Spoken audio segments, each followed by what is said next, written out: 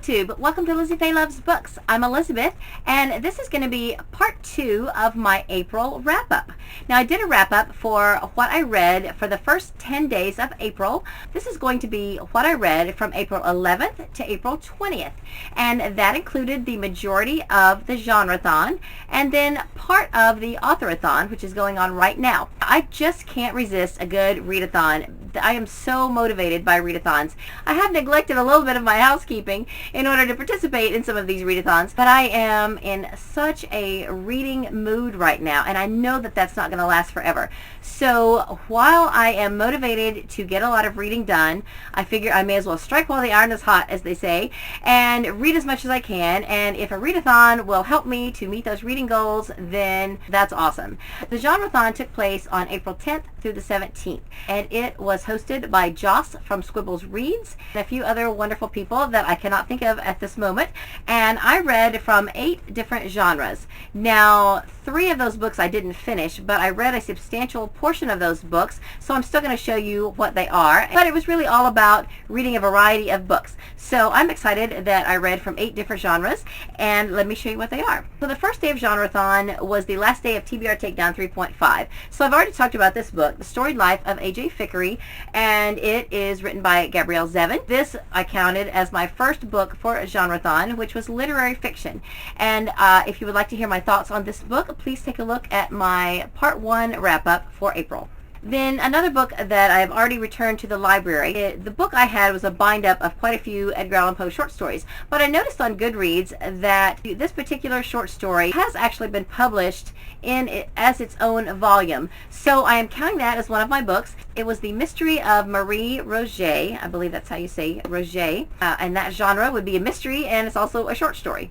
I didn't particularly enjoy it, but I made myself get through it because that had been one of the last carryovers from March Mystery Madness, and I wanted to get it read. But now I can say at least that I have read something by Edgar Allan Poe, but I have to believe that there are other works of his that are much better. Now, the audiobook that I was most excited to get to was Wool by Hugh, Howey, and I love this. I rarely, if ever, give 5 stars to a book that has bad language, but I didn't feel like that the foul language in this book was excessive, and I felt like it was true to life, and the things that were said really fit, and they seemed realistic in this situation. This is a sci-fi dystopian book, and I've hardly heard anyone talk about it on BookTube. The BookTube couple talked about it a little bit, I think, on their very first video. This is one of these rare books that I didn't hear about on BookTube first. I heard about this book from a coworker. She was reading it last year and was literally coming out of her seat while she was reading it and just getting so excited that I had to ask her, "What are you reading?" And she told me about it, and I knew then that I was going to have to read this book. This takes place in a post-apocalyptic world where the landscape is barren and toxic. This story takes place in a silo that has been built over 100 stories underground, and the people who live there have one camera that is up above the ground, and they have a big view screen up on their top floor in their cafeteria that shows them what's going on outside, and all they can see is the barren landscape. And for punishment, if somebody breaks the law, they have to go outside and clean the camera, and then they die. So they turn around and start to walk away, and they always die. So in the view that they have of the landscape, they can see the people outside and their bodies, and it's just a reminder to everyone in the silo to not break the law, because you will have to go outside and clean, and then you're going to die. So the story starts out with the sheriff, and it's against the law to even talk about wanting to go outside. And if you say you want to go outside, then you get sent outside. So the sheriff, at the very beginning, he announces that he wants to go outside. So he goes outside, and you get to see what happens to him, and then it goes on from there. It's just really fascinating and dark, very imaginative and clever. very descriptive. I thought the author did a great job at helping you envision the silo and everything that goes on there. I also read a graphic novel during the Genrethon, and guess what? It's Wool, the graphic novel. And this, again, was a very good supplement to Wool. I really enjoyed this. It was very quick. I read it in about an hour, and it, again, gave a very good visual of what it would have looked like in the silo. And I thought that the whoever adapted this did a great job of telling you the story in as few words as possible. Now, I wouldn't recommend reading this before the full-length book, because I think you could probably follow the story, but you're going to miss so much of the good parts that, you know, definitely read the book first. I'm kind of inundated with Wool now because I also checked out the print copy from the library because I wanted to be able to see what page I was on and follow along. So literally I had a Wool week. But I highly recommend this book. I gave it 5 stars. If you like dystopian books and post-apocalyptic books, then you've got to get this one. You've got to read it. I thought it was excellent. The book Wool was originally released in 5 short volumes. It was later bound up together. So this is considered the Wool Omnibus. And so it's kind of a series in and of itself. Then there are 2 more books, which are, I guess, also came out as series, and they're all part of the Silo series, but one is called Shift, and I think that's the next one, and then the last one is called Dust. And so they are on my TBR. I can't wait to get to them and see what happens next in this world, and I definitely recommend that you pick up Wool. Now, I didn't necessarily plan to read this. This is The Glass Sword by Victoria Aveyard. This is book 2 in the Red Queen series, and I had ordered this from the library, but because it's such a new book, I thought it would probably take a while for me to get it. But it came, and I didn't know it was going to be so long. It's over 400 pages, and so I thought, oh, here I was reading Wool on audio, but again, over 400 pages. And so then I picked up The Glass Sword, which is over 400 pages, and I have 2 other books that I read half of that were also 400 pages each. So I really had some big books this week, but I'm excited about what I got read. So back to The Glass Sword. I love this. I thought it was great. Now, I know a lot of people didn't like Red Queen. I really liked Red Queen, and I thought this was as good or better as Red Queen. So if you liked Red Queen, I definitely think that you will enjoy this one. And even if you were just kind of on the fence about Red Queen, give this one a try. You know, I'm not going to say too much about it because I don't want to give spoilers for Red Queen, but it was very exciting, very intense, and a lot of action. I would definitely recommend this book, especially if you enjoyed the first one. Then another book on audio. I had listened to a little bit of this before Genrethon, and so then I got probably a little past the halfway point during the week of Genrethon. So this is Agent 6 by Tom Rob Smith. I have it on Playaway from the library. It is book 3 in the Leo Demidov trilogy, which is Russian historical fiction. So I've talked a lot about Child 44. It is about Leo Demidov. In the first book, he is a Russian MGB agent. Then the second book, Silent Speech, continues on with him and his life and his kind of his next career, and his and it has more of a family dynamic. And then this book has actually about 3 different settings. So the first part of this book takes place in Russia. Then it jumps ahead about 8 years, where his wife and daughters take a trip to New York with a group of students, and then it skips ahead another 15 years, and Leo is in Afghanistan in 1980, and he is trying to solve a mystery.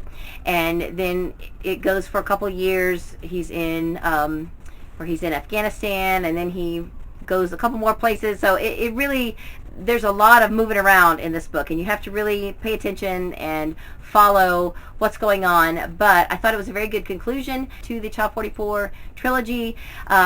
This book and the second book were not quite as compelling as Child 44, but if you enjoyed Child 44 and you like the character of Leo, then I definitely recommend going ahead and continuing the series. Then another book I started was The Last Girls by Lee Smith.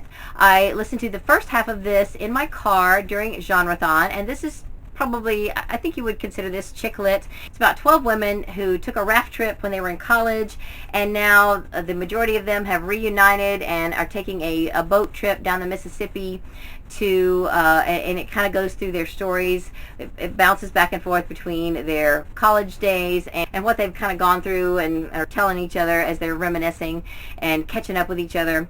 So I have to tell you, I am not enjoying this book all that much. It's really angsty, and it's just a lot of, you know, who's cheating on their husbands, whose husbands are cheating on them, and it's just not my kind of book, really. And I've been really tempted to DNF it. But let me, I will come back to this in a minute when I start talking about the Authorathon. And then the last book that I read about 2/3 of for Genrethon is a nonfiction book, self-help book about money, and it's by Dave Ramsey. It's Dave Ramsey's Complete Guide to Money. And I mainly needed to get a few chapters read in this because we're doing the Dave Ramsey Home Study course right now. Even though we're already out of debt and everything, we had never been through Financial Peace University, so we ordered the Home Study course. This is the book that came with it, and I was a little bit behind. We're supposed to read a chapter a week, and I went ahead and read ahead. I think I'm on chapter 9 out of 13, so I did really good, and I read all of that in one day. On Sunday, the last day of Genrethon, I read almost, I read like 8.5 chapters of this book, plus went to the morning church service and did a short shift at my theme park job in the evening. And on that same day, read the Wool graphic novel. So Sunday was a really good reading day for me. And I went ahead then and put this down, and I will finish this later on, because then on Monday was the Authorathon. So let me tell you what I've already read and finished for that, and then what I'm going to read for the rest of the week. I mentioned Agent 6. I had listened to at least half of this during the Genrethon. So for the Authorathon, I finished this yesterday, and the author, Tom Rob Smith, is from the UK. So this meets the Authorathon challenge of read a book by an author who is from a different continent, I believe, or different country or continent. And then the other book I'm continuing for Authorathon. I'm kind of cheating a little bit on this one, because one of the challenges was to read a book by an author that you're giving a second chance to. Well, I tell you, I was really tempted to DNF this book. So I'm giving this author a second chance by finishing the second half of this book, because I really am not enjoying it. And I thought, well, I can't really think of any other author that I want to give a second or third chance to right now, and so I thought I would just go ahead and finish this, even though I don't really want to, and count this for that challenge. By the way, Authorathon is hosted by Joanna Sosa, and there are 2 ways you can do Authorathon. You can either read all books by one author, or you can do the 6 challenges, and I mentioned 2 challenges already, and let me show you what I have picked out for the other challenges. And Authorathon goes from April 18th through the 24th, which is a Monday to Sunday. So I started this on audio on Monday in my kitchen. This is Dead Wrong by J.A. Jance. I am doing this one for the challenge to read a book by a favorite author, and J.A. Jance is one of my favorite mystery authors, so I decided to go ahead and get this one read because I had it checked out from the library. This is book 12, I believe, from the Joanna Brady series. I'll say more about this later in the wrap-up, but this is yet again another narrator.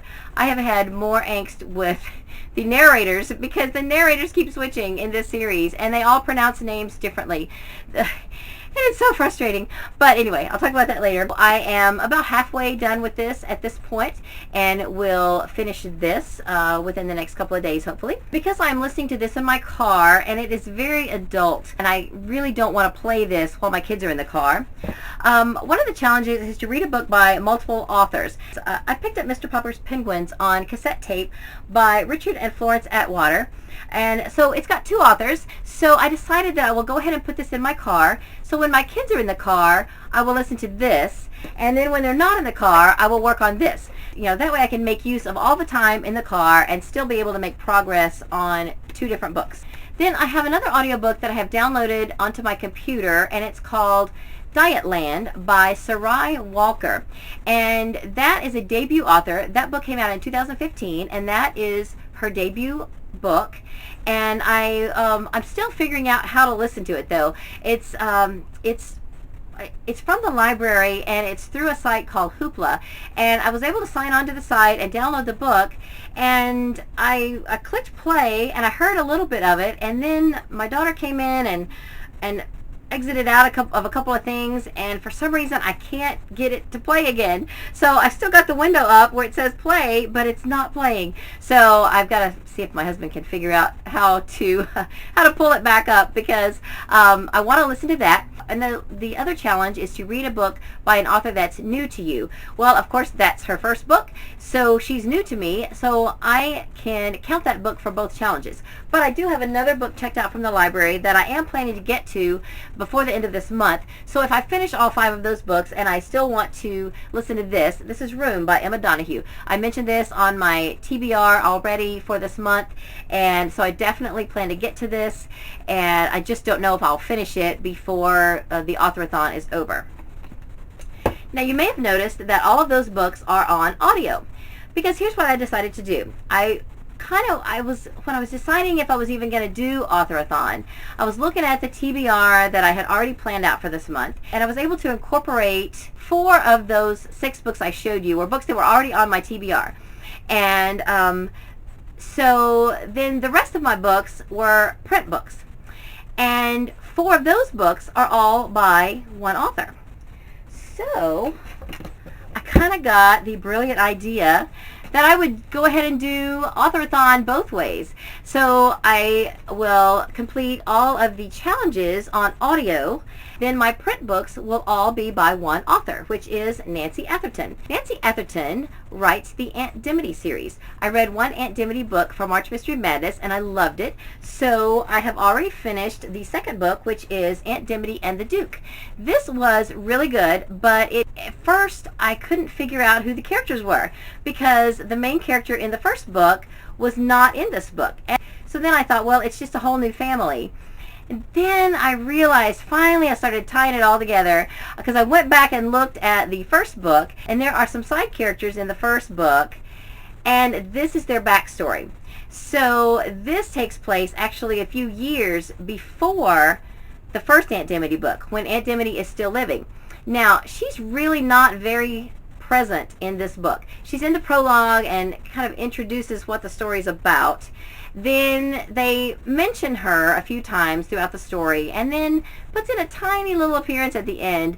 But this book is really not about her, but it is the backstory, which you kind of really need to understand then to go forward, because now I am several chapters in to the third book in the series, which is Aunt Dimity's Good Deed, and the main characters from Aunt Dimity and the Duke are very, very present now in this third book. So the main characters from the first book and the main characters from the second book are now all together in the third book. So it all makes sense. It just took me a little while to get there, and they didn't really explain that. You just kind of have to look at the names and compare, and then it all kind of starts to come together. And so these books are just so cute. I am loving them. They're really light and fun and fluffy. They're just a little bit into the paranormal, because Aunt Dimity in the first and now the third book has died, and her ghost is able to make her feelings known and is able to communicate with the characters in these books. So I definitely recommend them. They're just really, really cute and very creative and imaginative.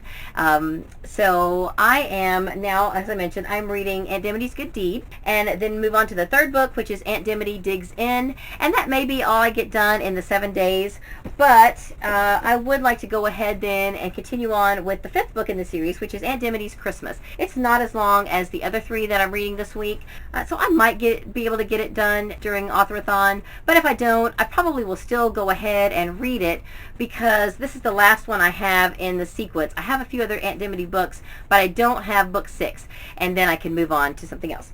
So that is my double duty Authorathon. I am challenging myself to do both sides of Authorathon, and I think it's kind of creative, and I want to thank Jen from Today in Jen's Library, because she helped to give me some ideas for finding an audiobook from a debut author. Even though Dietland is not one of the ones that she recommended, it was just the push I needed to help me find one. So thank you, Jen, for that.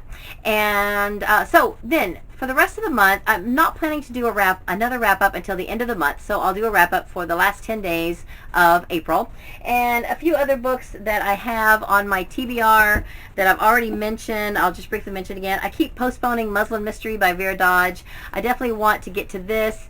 And Timeless Treasures is the 4th book in that series by Kara Putman. I'm trying to read 2 of these a month between now and Thanksgiving so that I can take them to my sister at Thanksgiving. But even if I just get one of them read, I won't be behind. So so that'll be fine. I still want to read Bedlam Lost by my friend Jack Castle. And I think I'm going to have to just start chinking away at Jane Eyre. If I'm ever going to get it read, I need to just go ahead and read a couple of chapters this month and maybe just kind of read it over the course of the next few months. I don't know. At least until I can kind of get into the story, because I can't seem to make myself start it, and I really want to, but I just haven't. So I definitely want to get to this, but I don't know when. On audio, I also got from the library Clockwork Angel by Cassandra Clare. My husband and I have already listened to the first 3 Mortal Instruments books, and I understand that the preferred reading order is to now go to the first Infernal Devices book, and then switch back and forth between the series until you finish. So that is the plan. So I guess that's about all for this month. I do plan to do a RibSat round 8, and I've already filmed my TBR for that, and I will post that as soon as I get it edited.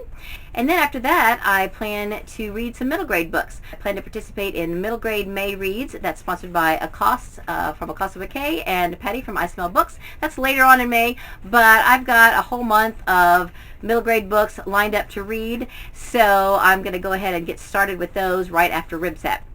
And so I guess that's all I have for this video. I hope you're having a great day, read a good book, and God bless you.